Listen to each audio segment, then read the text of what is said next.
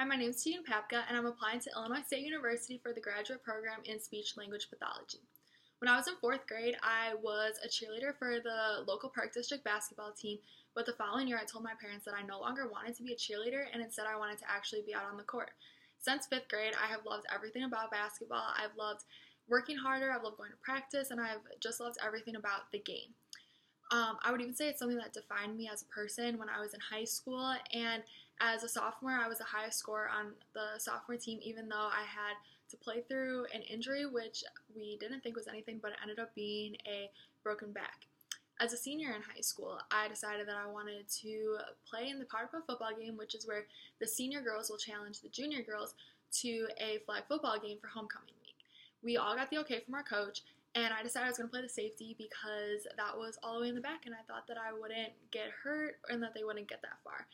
That was a decision that I really regret because when the girl was running for a touchdown, I was the last line of defense and the only person left to try and pull her flag. I went to pull her flag, and I did pull her flag, but first I got hit in the nose with an elbow, which made my nose just bleed. So after the game, we waited hours and it would not stop bleeding, so I went to the hospital and an x-ray confirmed that I had a broken nose.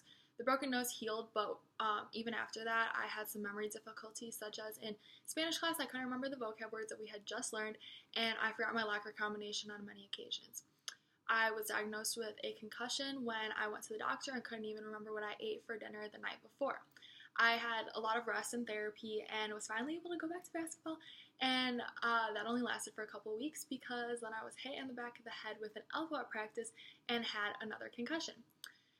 So the memory issue subsided, but it left me with a lot of difficulties that I struggle with almost every day, such as headaches and migraines, and those difficulties I've had to learn how to overcome them in school with studying and doing homework. So I've learned to segment out my homework so I'm not doing so much every day, and to take breaks if I start to get a headache or to even prevent a headache.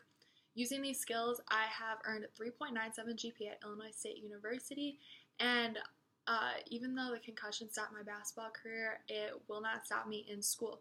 Another example is when I was 3 years old, I was diagnosed with epilepsy and had almost 80 seizures a day. And a doctor had told my parents that I would have some educational difficulties, but I never let that stop me, never let the concussion stop me, and instead I turned it into a passion for helping others, and that is why I want to study speech language pathology. Thank you.